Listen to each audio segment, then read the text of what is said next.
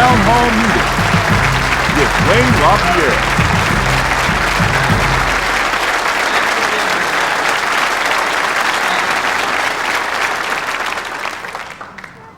Thank you so much. Americans, what a great country we have, the United States of America.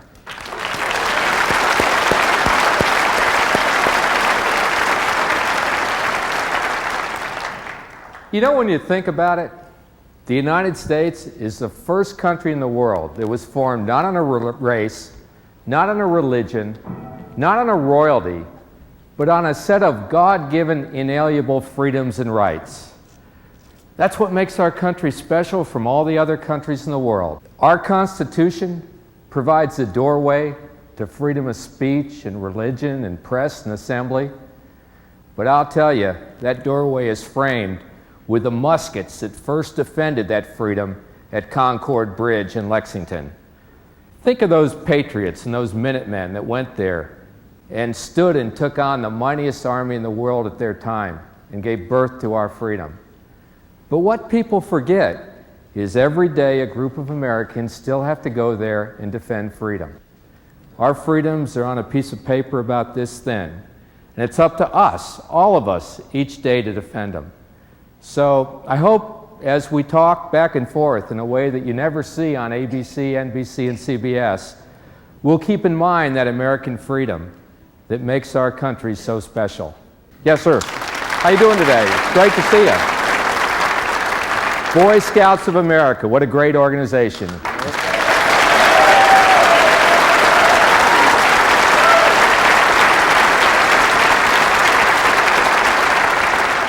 I learned to shoot in the Boy Scouts. I've heard that 13 kids die a day from firearms. Is that true? That's another one, and this is why I'm so happy to be here with you, because you never hear the truth on this issue from ABC, NBC, or CBS. The truth is, they're all criminals. They're violent gangbangers. Their ages are 15, 16, 17, 18, and 19. They're not young children, as the media would have you to believe. They want you to believe we're talking about kids that are 0 to 14, that are somehow involved in accidents. And the truth is, we have the accident level with firearms, thanks to safety training and the NRA programs and the education at Eagle, to the lowest level ever in U.S. history. And we can't rest until there are none. Thank you. And that's a very good question. Hi, how are you? Good to be here. I'm a retired school teacher, and I believe that the answer to gun safety is education. And I'm wondering what you feel about how do we make the parents want to teach their kids gun safety? You know, it's common sense. You teach young kids not to touch a hot stove. You teach them to look both ways before they cross the street. Safety education is what makes people safe. That's why I'm so proud of the NRA. NRA has put over 13 million kids in the last several years through its Eddie Eagle Child Safety Program that teaches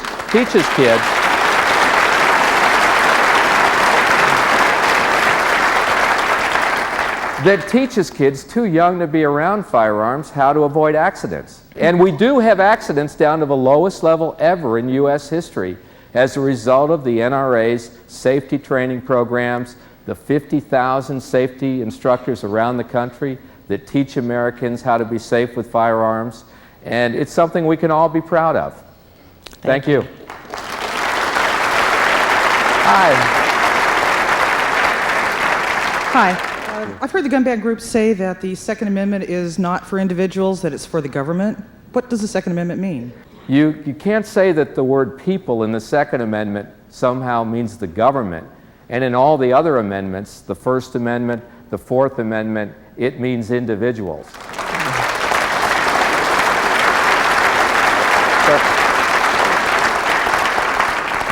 You know, 44 states have it written right into the state constitution that it's an individual freedom. So it's our freedom. I'm very happy that President Bush and Attorney General Ashcroft have reversed that Clinton administration position and now put the United States government once again back on the side of the people, the individual, and said it's our freedom, not the government's.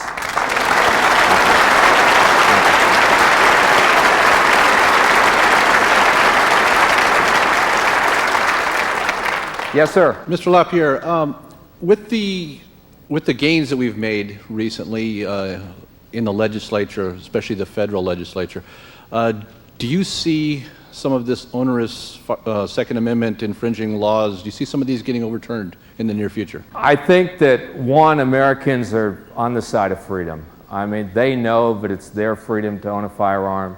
They don't want that decided by some politician in Washington. You look at England, you look at Australia, you look at where the politicians broke all their promises. They said, register your guns. The people did it. They believed the politicians. Then they broke their promises, and the next thing was to knock on the door to take the firearms away. So I believe that this is our freedom, but we can't take it for granted. We have to defend it every day. And I would hope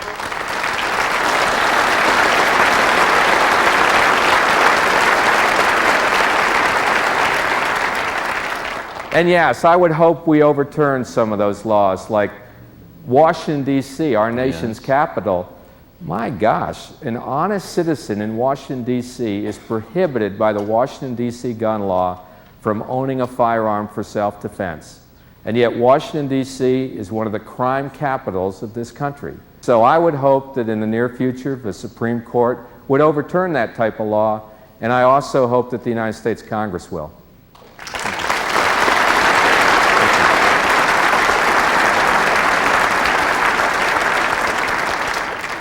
I came here for one question. You got to give it to me straight. How many times on any given hour, day, week, or month, or year do Americans use a firearm to defend themselves? Every study I've seen, and there are several out there, and they all range somewhere between 2.5 and 3 million times a year, honest people in this country use a firearm to defend themselves against some criminal that ought to be in jail, but is out there walking the street.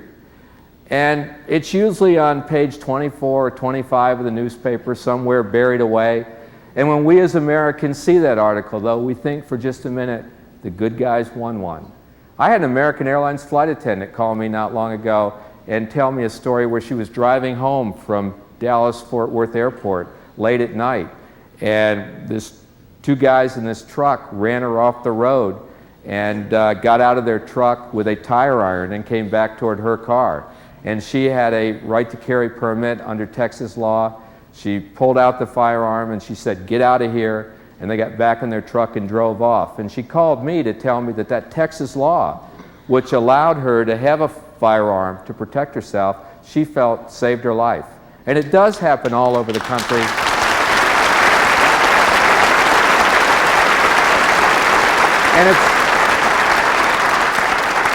And it's one of our great freedoms, and I am thrilled that over 2/3 of the United States now, 33 states, have right to carry type laws where honest citizens have the ability to defend themselves against criminals. It's a great law. It ought to be the law in every state of the country.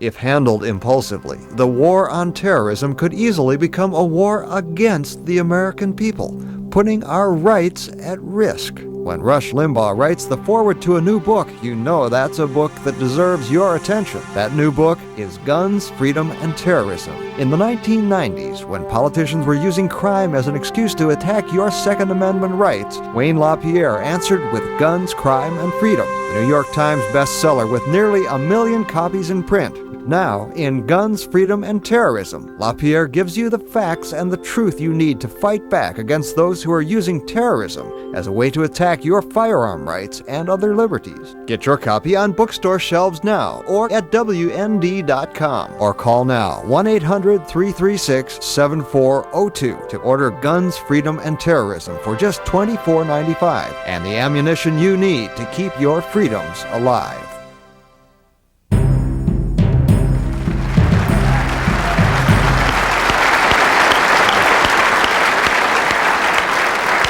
How are you doing? Hi, great. Thank you for being here. My question is, what is the purpose of the National Rifle Association?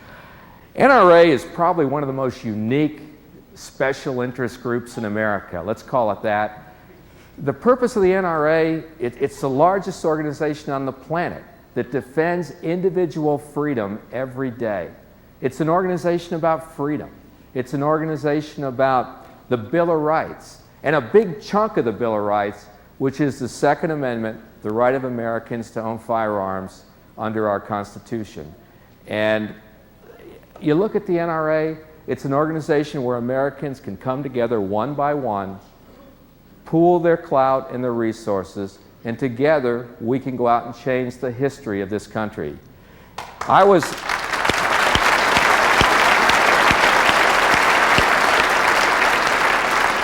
Not to mention the fact that the NRA has 50,000 safety instructors around the country. It has 9,000 law enforcement instructors. It put 13 million kids through its Eddie Eagle Child Safety Program the last several years. Hunter safety all over the country, recreational shooting, 12,000 competitions. But ultimately, when I think of the NRA, I think about freedom.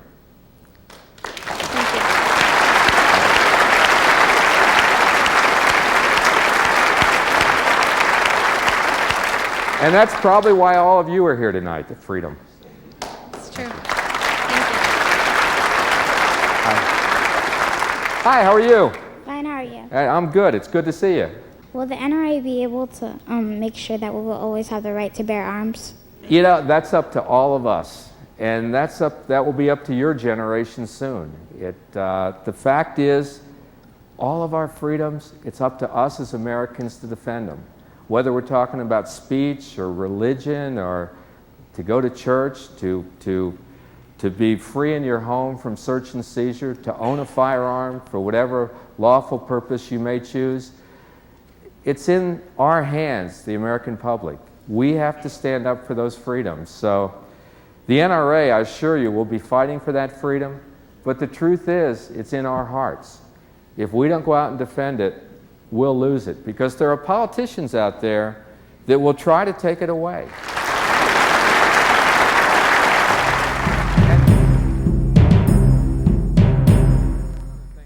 If handled impulsively, the war on terrorism could easily become a war against the American people, putting our rights at risk. When Rush Limbaugh writes the foreword to a new book, you know that's a book that deserves your attention. That new book is Guns, Freedom, and Terrorism. In the 1990s, when politicians were using crime as an excuse to attack your Second Amendment rights, Wayne LaPierre answered with Guns, Crime, and Freedom, the New York Times bestseller with nearly 1 million copies in print. Now, in Guns, Freedom, and Terrorism, LaPierre gives you the facts and the truth you need to fight back against those who are using terrorism as a way to attack your firearm rights and other liberties. Get your copy on bookstore shelves now or at WND.com, or call now 1-800-336-7402 to order Guns, Freedom, and Terrorism for just $24.95 and the ammunition you need to keep your freedoms alive.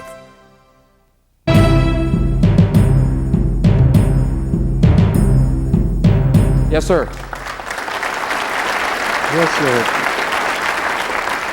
sir. My question relates to police power. Among many liberals today, there is a question as to whether or not ownership of guns by the citizenry can result in some kind of a civic uprising. You look at the horrible terrorist attack on this country of September 11th. What did Americans do? They went out and bought firearms because they hear the terror alerts from our government.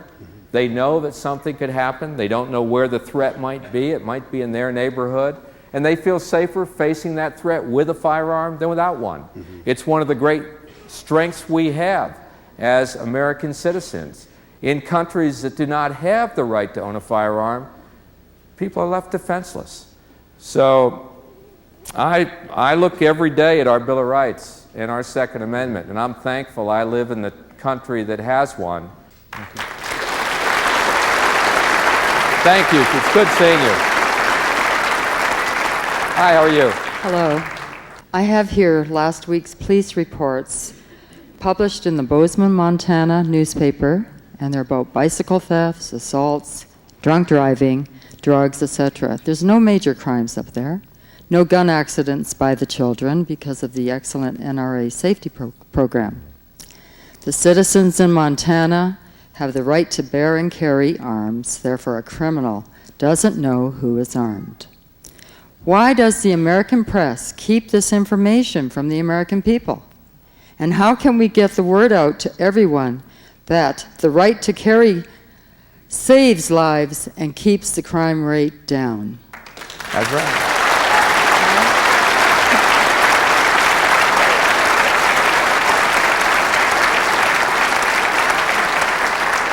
I think we just have to keep working to get the truth out. If you walk into the newsrooms of ABC, NBC, and CBS, you probably won't find a firearms owner. On the other hand, if you go out to the American public, 50% of the houses in the United States have a firearm in it. You know, so much I've come to believe of this is about freedom-loving Americans versus a segment of freedom-fearing politicians and their friends in the national media.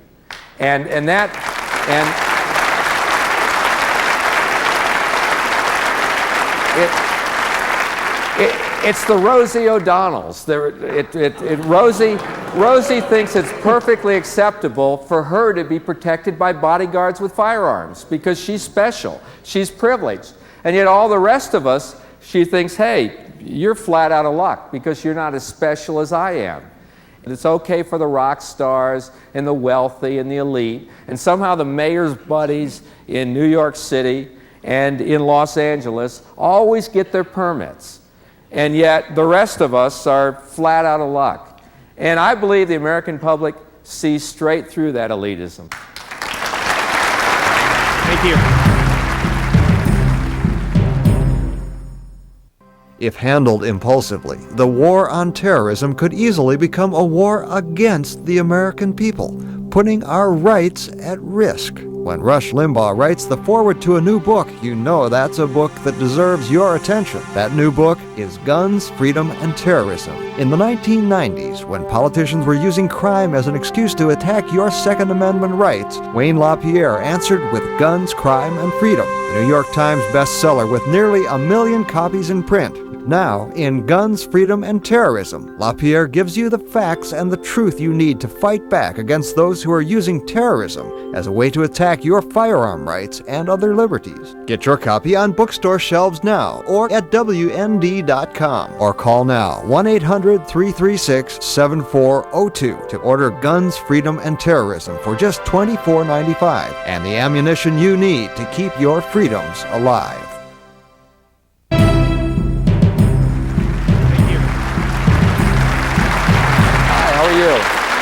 It's nice to see you. Thank you for coming. Mr. LaPierre, it seems like the national media is so great in being relentless in their anti-gun campaign. What do you think really works in stopping crimes that involve guns? You know, I talk with police officers all the time, the men and women that are out there actually walking the street in the rank and file. And they all tell me the same thing wherever I go. The problem is that in places, and California is a good example, they don't put the criminals in jail enough. If you look, we have all kinds of federal gun laws on the books right now. Let's just take the federal laws. If a felon touches a gun, the penalty is 5 to 10 years in federal prison mandatory. If a drug dealer touches a gun, the penalty is 10 to 20 years in prison mandatory. If someone is illegally smuggling guns in this country, the penalty under the federal law is 5 years per gun in a federal prison. Now, take any city in the country. It's only common sense if you put the word out that tomorrow morning, if you're a violent felon, if you're a drug dealer, if you're a gang member, if you're trying to illegally smuggle guns, we are going to pick you up, and there's a 100% chance you will be prosecuted, and you will go to federal prison for 85% of your sentence. That's going to make you pause before you go about your criminal activity. But yet we don't do that. The NRA is in favor of that program in every city of our country. Police are in favor of that program in every city of the country, and it will make citizens safe the day we do it. Believe me. Yes, ma'am. Hello. I was wondering if we registered our guns like we register our cars, do you think that's going to help eliminate the criminals? I get so frustrated because it seems like every time we have a tragedy in this country, there's Senator Schumer coming around the corner with another gun control scheme. And what he does is he puts some lipstick on it, he puts some makeup on it, he puts a new wig on it. But when you strip all that away, it's the same old tired gun control scheme. It's register the guns on all the law-abiding people, make all the law-abiding people line up while the criminals get a free pass. And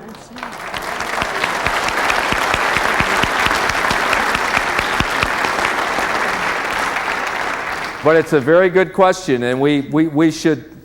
There is simply no reason for the federal government to have in federal government computers a list of all the law-abiding people in the United States that own a firearm. Criminals won't be in that line. No. All of the good guys will, while the bad guys go about their business. And we should not let that happen in the United States of America.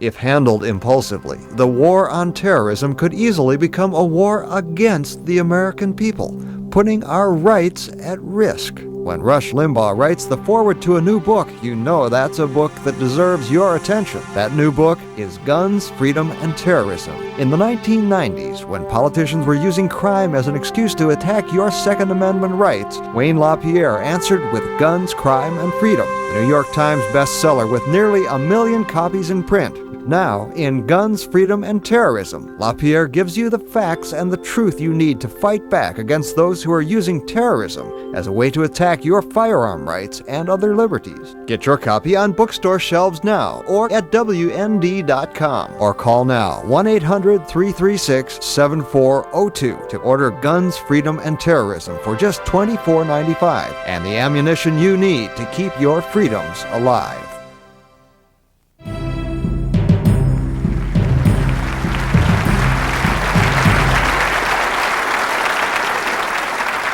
There are a lot of you here, I'll tell you. It's great to see you. Hi, Yes, Wayne. sir. How are you? Good, thanks. Do you see any correlation between obese people suing McDonald's and gun manufacturers being sued for a gun that works? Well, I think what you have is you have a lot of trial lawyers in this country that, and some very misguided groups that have as their agenda to try to drive the great names in American firearms manufacturing out of business. I mean, think of that if they'd succeeded. Here we have a terrorist threat that we're going through right now. What if they had succeeded and driven every great name in American firearms manufacturing out of business? Our military overseas, I mean, what would they do?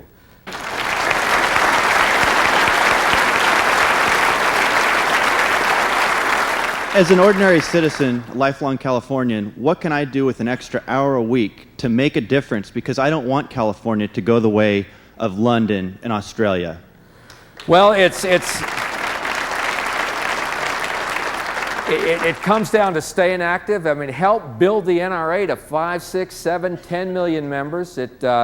There's tremendous clout there when we do that. That's almost the beacon of strength of how strong we are in this country in terms of protecting our freedoms. But it's also the day-to-day things. It's getting involved, walking precincts, making phone calls, writing legislators and telling them how you feel, getting candidates to run that stand for what we all believe in. And it's just standing up for our freedoms every day. It's not letting them back us down when they come at us. It's standing up to the media. It's calling talk show hosts.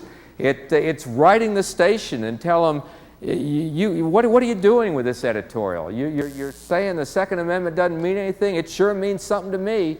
And it's that type of individual action that changes the history of this world. And it's just up to us to do it every day. Thank you, and thanks for being here with us. And have a safe trip home, okay? Thank you very much. It's great to be with you. How are you doing, sir?